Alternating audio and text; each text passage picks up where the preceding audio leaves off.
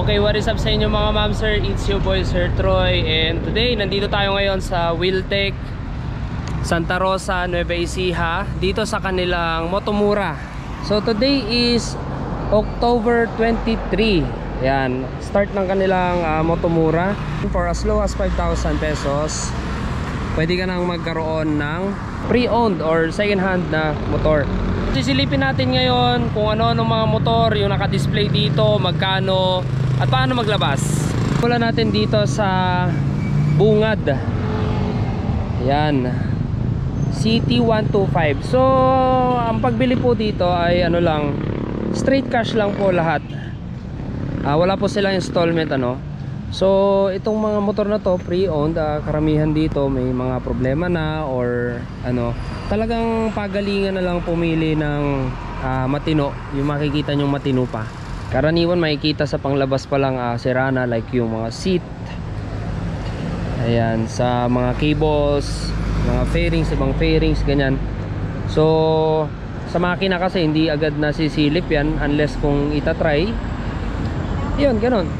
So simulan natin dito sa kanilang mga Bajaj. CT125, 20,000. Wala siyang kadena no. Ayan. Tapos butas na yung kanyang seat cover. Ayan, wala rin siyang, ayan, walang spark plug. So madali lang naman yung mga maliliit na bagay na yan. Ito wala pang katas yung kanyang shocks, front shocks. Madali lang naman yung mga ganyan-ganyan. So kapag pumunta kayo rito, make sure tignan nyo lahat ng magsama kayo ng magaling na mekaniko. Guys, yung ibang motor wala ng presyo kasi sabi doon inalis na nila at kukunin daw kasi may nakakuha na, may nakapagpa-reserve. Okay, 15,000 CT100. Ayan, nakamaliit na gulong. Ayan, ito may nakakuha na rin. CT125, 18,000 and 19,000 CT100. Ayan, Honda TMX 125 Alpha, 25,000. Ito maraming mga ano to no, wala na siyang front fender. Ayan, sira na rin yung kanyang seat. Ito CT100, 15,000. Ayan, ito pa iba, Bajaj 19, 18, 18, 14,000, mga CT100. Okay, tignan natin yung iba rito. Puro DAS itong mga nakikita ko rito no, ng TVS. Okay, pasukin natin. Ito mga nakuha na yung iba rito. DAS, kulay black. Yan, may mga ano na sa fairings yung iba no. Ayan, laglag pa yung side mirror nya. 15,000. Ayan, okay pa yung footboard nya, upuan, buo pa. Ayan, last time na nakakuha tayo ay hindi Motomura yon. Kumbaga in-offer lang ni TVS Talavera yon. Nakakuha tayo ng TVS DAS na 10,000 pesos or 11,000 pesos yata yon, na 3,000 lang yung natakbo. Yan, puro TVS DAS. Ayun, ganong kulay yung nakuha natin. Mura yung isa na yun, no? 14,000. Ito 19,000, 20, 16,000. Silipin natin itong 14,000 na to.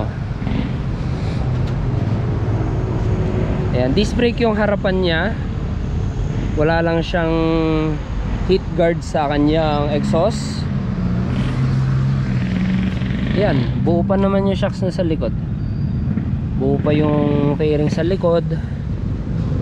Ayan, mukhang good deal itong isang to guys. Side mirror wala lang siya, madali lang naman yan as long as hindi na sisira yung mga trade. Ayan, si TVS DAS meron din tong USB USB charger port. Meron din tayo ditong Honda Beat FI, 23,000. Sa mga fairings upuan madali lang yan. Ang importante na makita nyo dito guys ay matest nyo yung mga makina.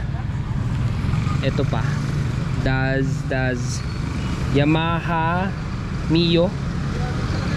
MIUI 125. Yan, merong 14,000 na DAS, tsaka yun 14,000. 17,000 Sporty, Yamaha Sporty. Alright, Honda Beat FI 14,000. So, Suzuki Smash, naka rim set po. TVS ito, ano ba to, Neo XR. Sira na yung upuan nya, wala na ring price, nakuha na rin yung iba, no. Ito 10,000 Neo XR.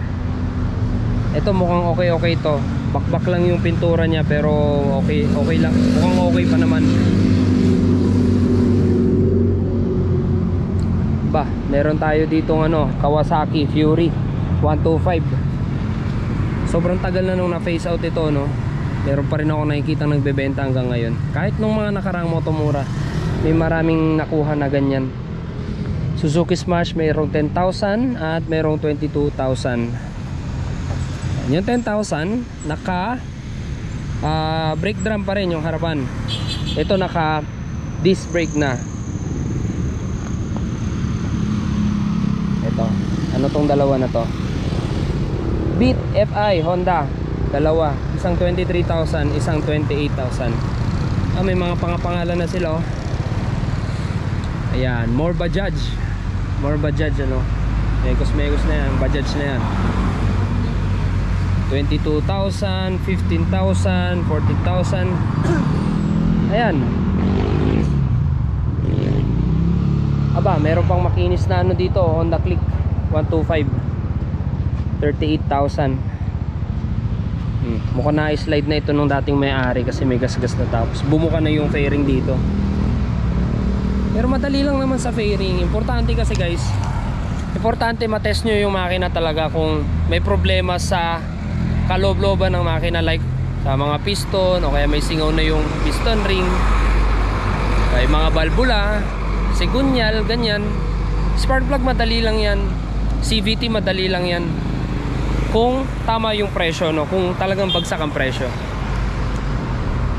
CT100 may 19,000, 15, 20, 13,000, no?